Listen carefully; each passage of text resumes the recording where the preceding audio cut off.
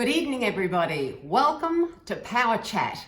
I hope you're all out there having a fabulous time and a fabulous week. It's been wonderful here on the Gold Coast, so drop a hello in the comments and let's get started. Tonight, I wanted to start with a story, and I wanted to start with a story that came from Aesop's Fables. Now, Aesop, in fact, was a slave and a storyteller. He was a Greek, there you go. And he lived in ancient Greece between 620 and 564 BC. And he wrote all these fabulous stories and fables, which became, of course, Aesop's Fables. And I wanted to start with one of them tonight because I think this one explains what we're going to talk about tonight very well. So this is the fable of the hare and the tortoise. I'm sure you've all heard it. Now, we're going to call the hare Anne. Okay, so we have a hare named Anne and we have a tortoise named Will. And so, as we all know, the hare and the tortoise go about having a race. And Anne's jumping around like a maniac saying, come on, let's have this race. We are definitely having this race. I am going to win, I am going to win. And Will sort of goes, yeah, whatever. If you think that, that's fine. And Anne is jumping around like a maniac, going, yes, come on. So they line up at the starting line, and she thinks she has got this home and hosed. It's obvious. Will can barely move. He just trudges along, whereas she's ready to go. So off they go with the race, and she darts off straight away. She's got it nailed, absolutely, full of confidence, raring to go, jumping along, and Will's taking his time. And then, as we know with the story, over time she wears out, her energy starts to deplete, and then she thinks, look, I'll just take a bit of a break under the tree. I'll just take a bit of a break. He's way behind me anyway, and I'll still be able to win the race.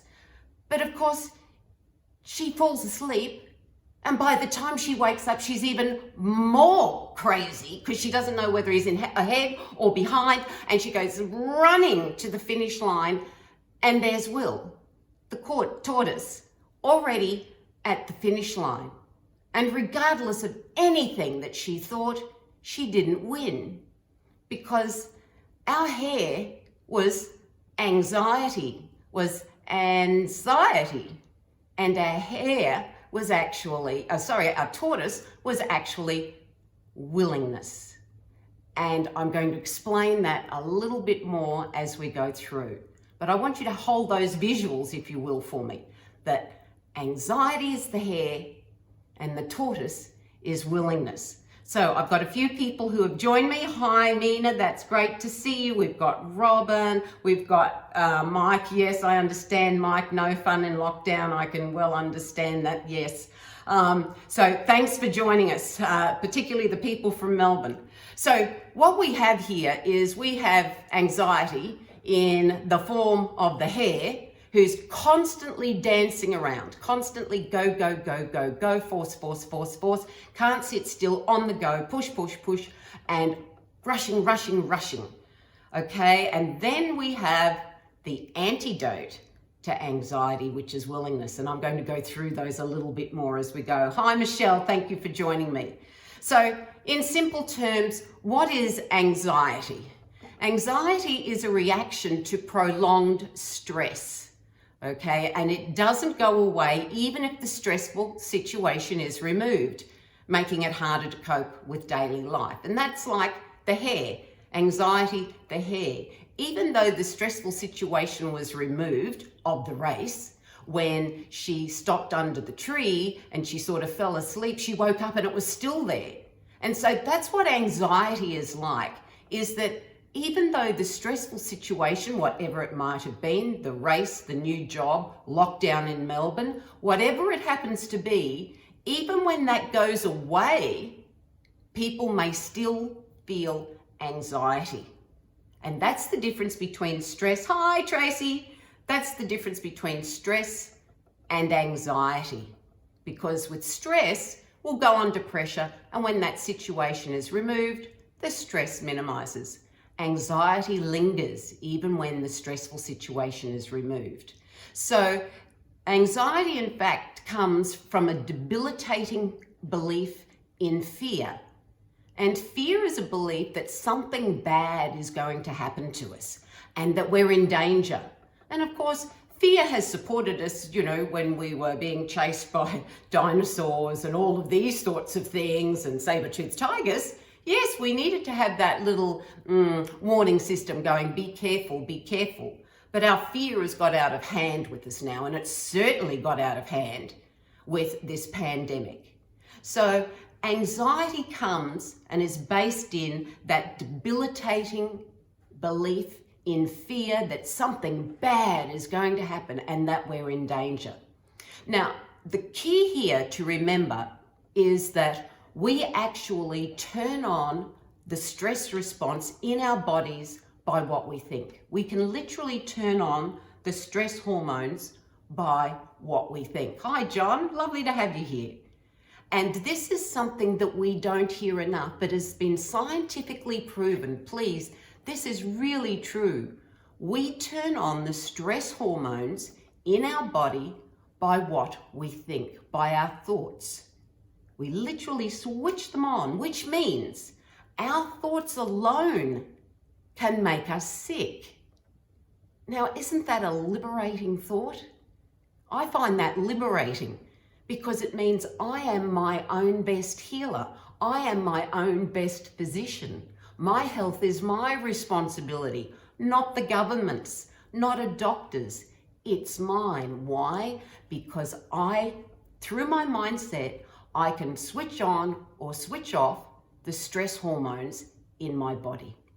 I have that power. It's a matter of tapping into it. Now, all of our thoughts come from beliefs. They don't just come out of nowhere. They're ours. Nobody puts them in there.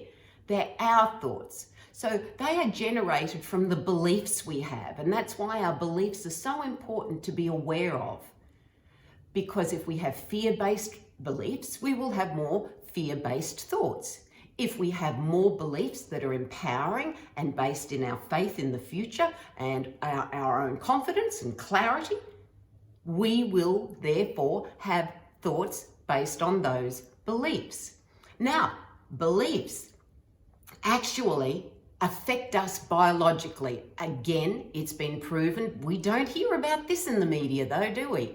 We're never told that we are so powerful that we can take responsibility for our lives.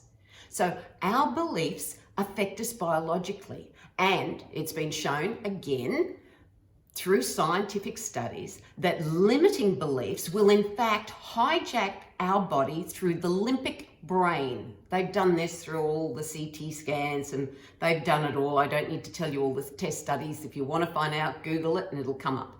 So our beliefs, our limiting beliefs will affect our limbic brain, and our limbic brain is like the center of where our emotions are and where our hunger center is and our sex center is. It's a really like ancient part of our brain. Limiting beliefs will biologically affect us there. So therefore, if our beliefs are fear-based, the equation stands obviously before us. We are more likely to suffer from stress, anxiety, depression, and illness. Why? Because we are the master of our mindset and the master of our destiny. And it really is that simple. But most people don't hear this information and they don't consider it. Why? Because it means that they don't have to take any responsibility for their lives. And that's what our governments basically want, isn't it? In many ways, we'll look after you, do what we say. No, let's be responsible. So let's go one step further. So it's obvious that if we want good health and well-being, we must master our mindset and change our beliefs. Because if it's not working for us now, it means we must change. So how do we make this change? Now, I'm not going to sit here as a clinical psychologist or a psychologist or a counselor or a psychiatrist and go through all of the various information and studies that you can get online. I'm going to give you one piece of very, very simple truth. It is truth. It's very simple. It works because it's worked for me year after year, decade after decade. We can actually change our limiting beliefs through the simple shift and practice of willingness. And there'll be a part of you, your ego will say, it can't possibly be that simple. Yeah, you know, it is. It's not necessarily easy all the time, but it is simple. And willingness, and this is the definition I put on willingness, willingness to see ourselves and our world and other people brand new.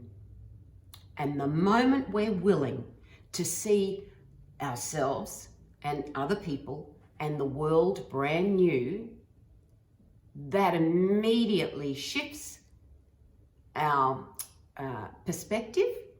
We become master of our mindset, and our stresses and our anxieties start to just diminish even just a little bit because of willingness. And willingness is very, very powerful. So willingness is about, I put it this way, willingness to let go of all of your old stuff, willingness to lean into life. And we talked about this a couple of weeks ago about curiosity. Willingness and curiosity go hand in hand. Yes, as Tracy says, stay open, heart and mind, yes. So a willingness to lean in to life, to let go, just let go. I mean, so many people are like this. I bet if you even thought about it, now your shoulders are probably higher than they should be.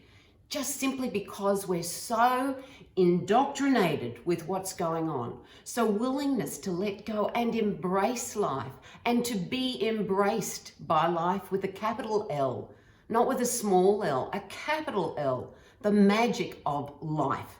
That is willingness. And when we're willing to let go, lean in, listen, and embrace, what happens then is that we begin to reclaim our power. And that's not domination. That's about reclaiming our personal power and getting in touch with who we truly are and the truth of who we are and how magnificent we really are in everything that we do. So willingness also is about our willingness to know that we can change and that we can make that change. And that change doesn't have to take a long time.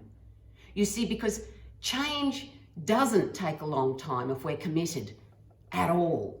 We must be willing to change for change to happen. A controlling, stubborn, inflexible mindset is the enemy of willingness and will always lead to anxiety. Think about that for a minute.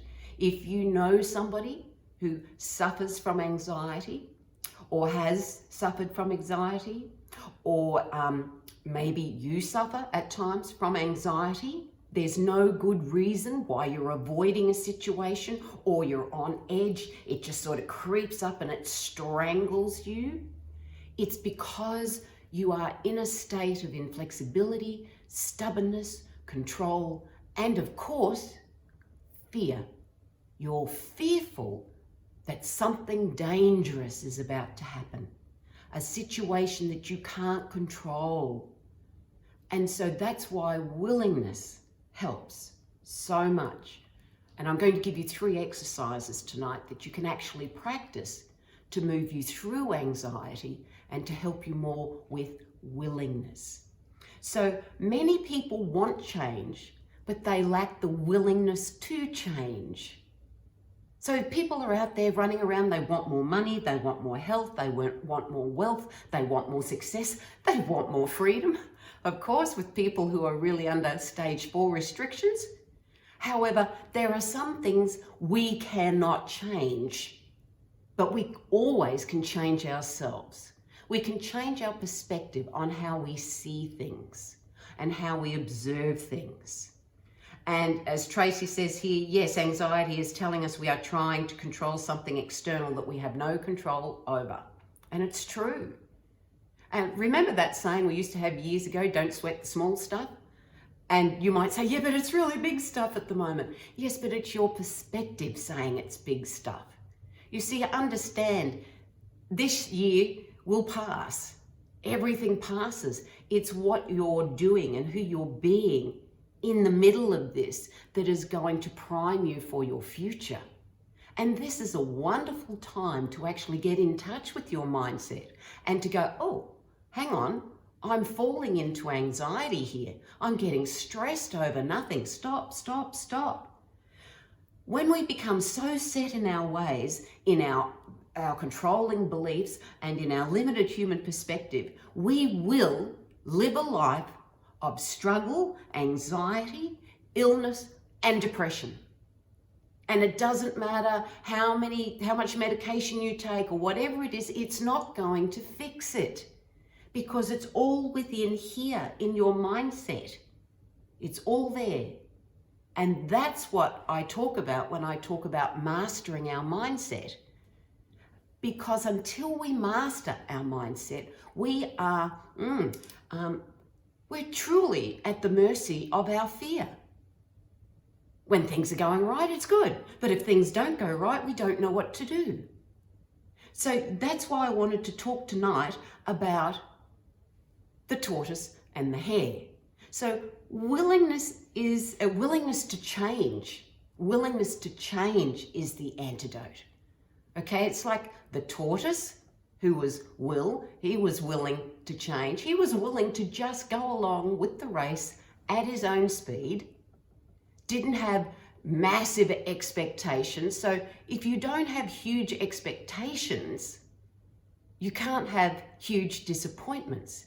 Will just went along doing his thing and off he went, step by step, as they say, slow and steady wins the race.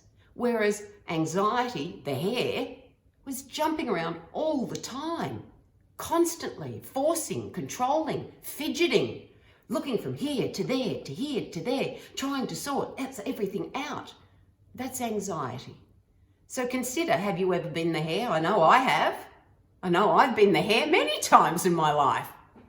And I know that the antidote for me was to just stop and be willing to change how I viewed myself and the way I was reacting, changing that to responding, and looking at how am I going to live in my world with peace, without anxiety.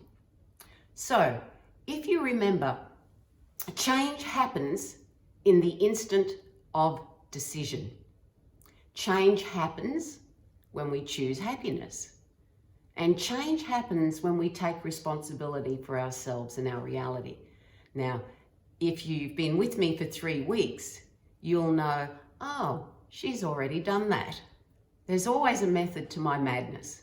So week 1, we talked about decisions designing our destiny. We talked about in week 2, the big choice of happiness or suffering. And last week, we talked about self-responsibility. So once we realize that change, that's where change sits, you see, in the moment of your decision. The moment you make a congruent, committed decision that aligns with your consciousness, that aligns with your being, the moment you make that, change is triggered. And that's what life is about, triggering those changes. And then as we do that, we start to choose for happiness, and we choose for happiness more consciously. And then we realize that, I am responsible for my own reality. And that's what I talk about when I say that's a liberating understanding, a liberating truth. Michelle's just said here, that was something hubby and I had to look into deeply when we left RSA for Australia. Yes, It was a big shift to let go of the very real danger we were also in. We were safe, we are successful, we are loved. Very much so, yes, coming from South Africa, absolutely. Sorry, what was Robin saying? I just clicked the share button under the screen, as I believe more people should watch this and benefit from your thoughts. Thank you, Robin. That's lovely. So let's take it the next step further. So we've all probably been hares. We've all been jumping around, getting all frenzied. And even when the race is over, we stay a bit, woo, for a while. And then we go, what am I doing? What am I doing? The next part I want you to consider is that when we are willing to see ourselves and others and the world as brand new, we let our defenses down. Everywhere around us, we are being told to protect ourselves and to keep our defenses up. I saw the, oh dear, who was it? The Dettol ad. Watch the Dettol ad on TV and see how many times they use the word protect. Protect your family, protect yourself. I'm going to suggest to you, the more we protect ourselves from what we perceive as a hostile environment, see, fear-based, the more anxiety will come up through our bodies. So I highly recommend for you to consider what I'm saying, and just over the next week, just give it a go, give it a go. So instead of protecting yourself against this, or against that, or against this person, or against a virus, why not say, I'm using common sense today. I am willing to be more of who I am today. I am willing to change today. And let the protection and the defenses go. Let the guard come down and just be you. Because you, in your non-fearful state, in your natural state of being, is in perfect health, perfect wealth, perfect happiness. That's who we all are. Because when we let the defenses down, what happens then is we're open to love. And of course, love is the willingness to see that which is real in each and everything. And we'll go back to the biological effect of love, because love triggers oxytocin in our bodies, the love hormone. And that actually has been proven to heal our blood cells, to heal everything in our body. It's quite amazing. That's why when we fall in love, we feel so good, because all this oxytocin is being triggered. So consider that. But we certainly can't feel those things if we have our defenses up. We can't feel those things with our defenses up if we're protecting ourselves, if we're on edge all the time. And so this is how it all ties together. We're amazing pharmacological factories. We are just astonishing. And of course, oxytocin changes the chemistry in our cells, and it's all a lovely knock-on effect, because not only does that aid in physical healing, it also has a knock-on effect that it's easier for our mindset to be changed, and it just keeps multiplying. Remember what I said at the very beginning. The basic premise for everything I teach comes from Einstein, when he said everything is energy. And that's it. We are energy. We are energetic beings having a human experience. And if we go one step further, the energy is the highest form, or the highest vibration of energy we have is love. We know that when we're in love, or we're feeling love, and we're giving love, and we're receiving love, and we're being loved, that is the pinnacle of feelings, the pinnacle of energy. And of course, that's the energy we want to be in all the time. Some people are so addicted to that first zing of falling in love that they jump from relationship to relationship to relationship just to get that first buzz. Okay? That's an addiction. But that's the power of the energy of love, and that's the power of the energy of who we are in our natural state of being, when we are being willing, when we are being decisive, when we are being happy, when we are being responsible. This all comes into that energy.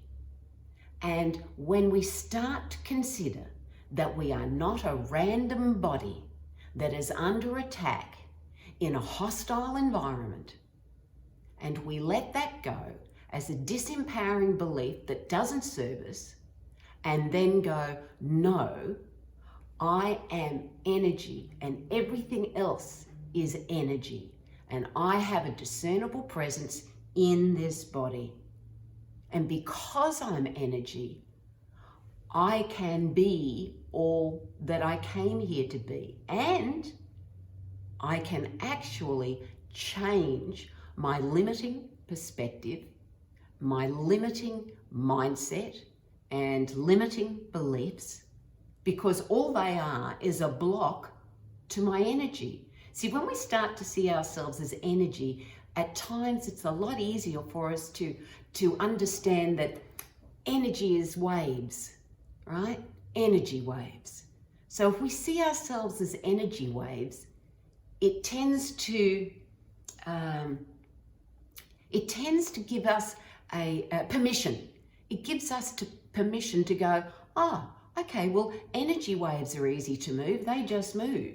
Whereas if we keep thinking of ourselves as a dense body, we find that harder to comprehend that we actually have that power to make these changes in our body. But once we start to understand that we are energy, look, this isn't philosophy, it's not spirituality, it's not any of those things. This is physics, this is Einstein. We are energy. And so all of the fear-based emotions will block the flow of energy. Okay? That's what they do. Blocks it. We're still perfect. We're still fabulous. We still have this wonderful energy. There's nothing wrong with this. We just blocked it. We've put up obstacles. You know, those things that come up in the road? That's what we do to ourselves all the time. We throw up those roadblocks all the time to our energetic field. That's all we do.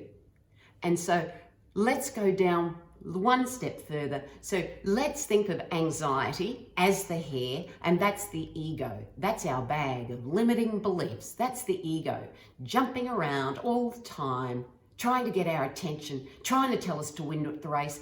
Keep going, look over your shoulder. Somebody's coming to get you. Quick, quick, quick, quick. Go, go, go, go, go. That's the ego. And it will always lead to ill health and anxiety. Always. Always. Whereas our being, our inner being, is like Will, the tortoise. It's willingness. Our inner being is constantly saying to us, go on, let go a bit. It's okay. It's okay. You see, I see our being, who we truly are, our energetic being, standing in front of us and saying, come on. It's safe. Come on. It's safe. And at this point on the planet, there's not many people telling us it's safe. And it's up to us to listen here, listen within to our own being, because our own being is telling us it's safe, while everybody else is running around like the hare. It's safe. And we just have to be like the tortoise. We just have to be willing to listen, go within, lean in, and go, it's safe. Because our being is our natural state of being. This inner being is our natural state. We get in the flow of consciousness. We get into the flow of energy. We align with our purpose. And once that happens, we attract that energy, as Tracy said, into our lives. And we'll attract it in through other people and situations. And when things perhaps look their darkest, our willingness to see the light beyond it, to go beyond circumstances and conditions, will always place us in good stead. And we will always, I don't like saying win the race, but we will win our race because there's no race in the first place. Because we are making steady progress all the time, not out there, but in here. And that's where we need to go at this point in time. Everybody's looking outside. Don't do that. It's debilitating. Come inside where the truth lies and listen for your own truth. Because anxiety cannot survive where willingness thrives. And willingness thrives within here. That old saying of stop, smell the roses. This is a good time. Stop, smell the roses. Stop, turn off the bad news. Turn off the news that you agree with. Just turn it all off and go within. So these are the 3 exercises I wanted to share with you tonight. The first exercise I'd like you to consider, if you're finding it a little tough at the moment, is to visualize willingness as an energy wave of change. So however you want to visualize that, and that is an energy wave of transformation. So you'd sit, you'd put on some music, you might even just contemplate open-eyed. You know, you don't have to go into deep meditations to do this. And visualize your body as an energy. So you might be lying down and you might see yourself as an energy on the bed, or you might be sitting up and you can visualize yourself as energy and actually visualize willingness. You might want to give it a color, you might want to give it a certain shape, whatever it happens to be, and allow willingness to wave through your body, revealing your perfect health. Your perfect health physically and mentally and spiritually and financially and emotionally. So that willingness is a wave of transformation. And just practice that little visualization. You might do it once a day and allow it just to come over you. You don't have to do it for any long period of time, but let yourself lean in and embrace that, and let that energy embrace you.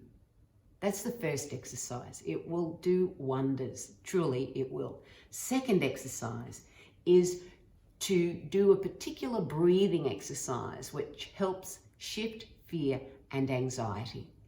This breathing exercise, again, very simple. You inhale very slowly through your nose, and then you purse your lips as if you were drinking on a straw, and then you exhale through your lips very slowly and just breathe out as if you were breathing out through the straw. And just repeat that slowly in through the nose and then through pursed lips out through the straw. That particular breathing technique is very good for releasing fear and anxiety. And then the third exercise you can do is mindfulness movement. And this is a lovely exercise. And I'm sure quite a number of you do mindfulness now. But this is mindfulness in movement. So it's about perhaps, I know it's tough in Melbourne, but I'll say it this way anyway, is a walk in nature, to go out and whilst you're in nature is to be mindful where you are, the sound of your feet on the path, the touch of the trees, what you're seeing, and actually engaging your 5 senses to bring them all together in an exercise of mindfulness. And again, slowing the heart rate, slowing the breathing, and allowing yourself to be willing, and this is a really good one, to be willing to see that which is real in the reality around you. So start looking at the trees and everything else as energy. Now, for those of you trapped in Melbourne and you can't go outside, or you can only go out into your backyards, as it were, or out onto your patios, again, take the opportunity that you have, even though it's only small, and go out there, find a little space, sit, breathe, feel, be mindful and feel the energy that is truly what the planet is. We are all, the universe, everything is energy. It's consciousness. We are the unique expression of consciousness, of a universal consciousness that is constantly creating itself. Death is not the big boogahoo. It's not death. It's this restricted, limited human perspective. If we want better lives, if we want to create wonderful lifestyles, we must master our mindset and allow our consciousness to reveal itself to us. There aren't any levels or layers. There's nowhere we have to go or so many people think that there are levels that we have to go through. We don't. To put it very simply, I'll put it in this term because your brain loves this term. We sit in the middle of the kingdom of heaven right here, right now, with our eyes closed. And all we need to do is to be willing to open our eyes. And you might go, oh no, that's just too out there for me. That's okay. But consider it. And you can do that by sitting in a chair, looking at your curtains, looking at your desk, looking at your cup of tea and going, that has the discernible presence of a cup, because that's what I've been told. But that's actually energy, and it vibrates at a different resonance to me. But we are the same consciousness. We are the same energy. We just have a different discernible presence. And as I often say in my classes, the only reason we can't walk through walls is because we haven't seen somebody else do it yet. Think about that. I love that one. So tomorrow, put your hand on a wall and feel the energy and imagine yourself going right through it. It's fabulous. And you'll think, yeah, but that's just your imagination. But where does imagination come from? What is imagination? Imagination, inspiration, creativity. What is that? Consciousness in movement. Consciousness creating itself endlessly. So, this is my antidote for anxiety, because once you make this shift of perspective, you start to see things from a new point of view, and you go, it gives you more choice. It gives you more choice. You don't have to believe me, as I say each week, you don't have to believe me, but at least consider it, try it, look at things a different way, because at the end of the day, you want to live a happier, healthier, wealthier life filled with freedom, fulfillment, and love. So shift your mindset to one that delivers that for you. And hey, if I'm the cockeyed optimist, I'd rather be that than the depressed pessimist, because I've been there too, and I know the difference.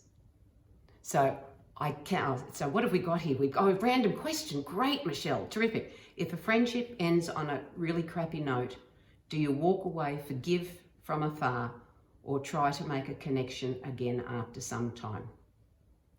This has happened to me. Absolutely.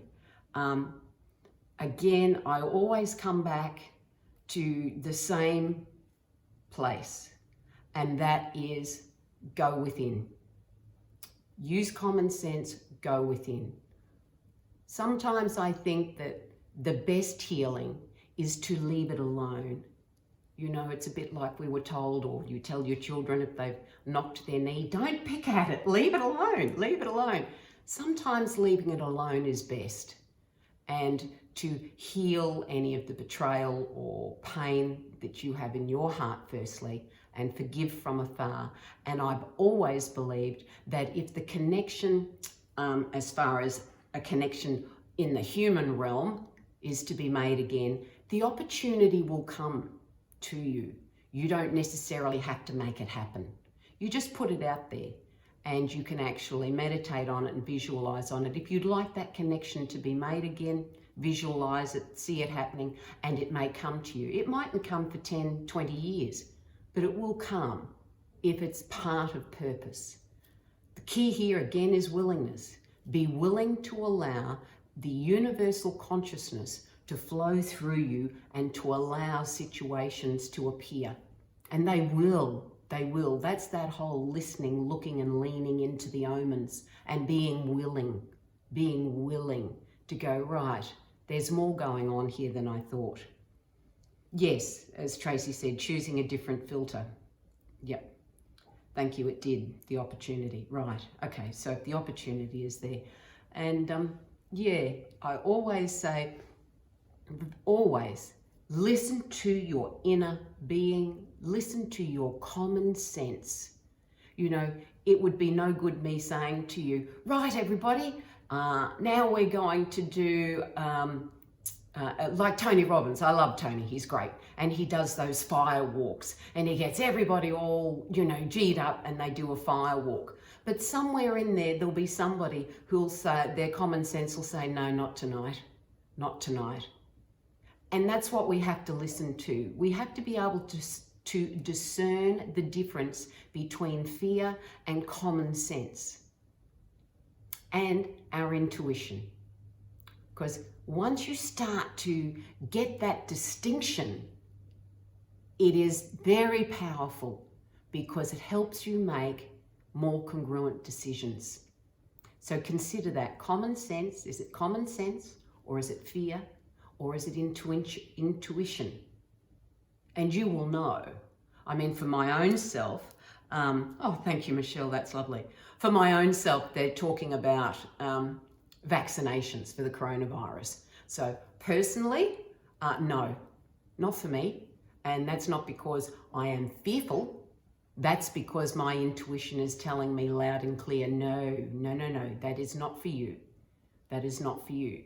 Because I have tuned my energetic body up so high, it would knock me for six because I never get sick. So why would I do that to my energetic and physical being? Whereas other people, for other people, their common sense and their intuition would be saying, yes, definitely, you go ahead. And then you've got a third group who would be having it out of fear. Not going to do real good there. Motivated by the wrong energy. So it's important for you, as I said, do the 3 exercises, the visualization, the breathing, the mindfulness movement, and then start to connect more and more and more with your being. Because no one can ever tell you what to do. Only you. Only you. And the only way you're ever going to know if the decision you're making is congruent and aligned with your purpose for being here on the planet is when you make this connection here and you hear your inner wisdom. Some people hear it, some people see it, some people feel it. It will come to you, and I'll cover that off on another lesson on the 4 clairs. So I really encourage you. You are far more powerful than you can ever imagine. Oh, dear me, we're so powerful. We're a tiny little bit. We have no idea. We've just got to give up this thought that we are random bodies and know that we are energetic beings having a human experience.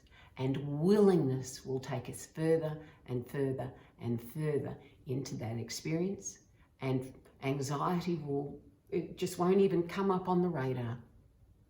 And that's why we have so much mental health issues. Is because we've separated ourselves from ourselves for so long. We've forgotten who we truly are. So thank you so much. Oh, Kimber, you only ever stop learning when you stop listening. Yes, then you can at least discern for yourself what information is right for you and your own purpose. Absolutely. Yes, very true. Lovely to have you here, Kimber. Just lovely. Thank you. So I wish you a wonderful week this week. I hope that you practice the willingness exercises. Give yourself a bit of time, shift your perspective. It's a wonderful time on the planet. We're in a big consciousness shift and we're forced to do a reset. So use this time, use it and go, yay, this is great time, reset time. Pivot, plan, prepare, prime yourself for your future. So again, thank you for being here. If you want to find out more about the things I do, there are links below. One to my book, Master Mindset, which is 21 chapters and 21 exercises to help you through this time. There's also my free Mindset Mastery Assessment you can take, and I also am launching my online Master Mindset Method course. So there are some links below. Jump on, have a look around, but most importantly, please, if you know anyone who would find benefit out of this each week, please share this. Please let them know. My role here is to serve you, is to bring a little bit of peace and a different perspective to what's going on at the moment, and to really give people a little bit more love and a little bit more faith in the future than what's being thrown at them from all the various directions in their lives. So thank you for being here. Share, let your friends know. And this week I wish you great willingness. I just hope the angels of willingness sit with you all week. You have big smiles, you turn on that oxytocin with being loved, giving love, receiving love, and design your destiny. That's what you're doing every moment of every day. Become more conscious of it, and more than anything, I wish you to live a life that matters, that truly matters, and that you leave a legacy. Thank you, everybody. John, Kimber, Mina, thanks, honey, Tracy, Robin, Michelle. It's been wonderful. It's been really special. Juanita made it great. Thank you. Oh, and Mike. Yes, of course, Mike. Thank you so much, everybody. And with love and with mastery, and understand and know that you are more than you can even imagine. Love you all, and I will see you next week. Bye.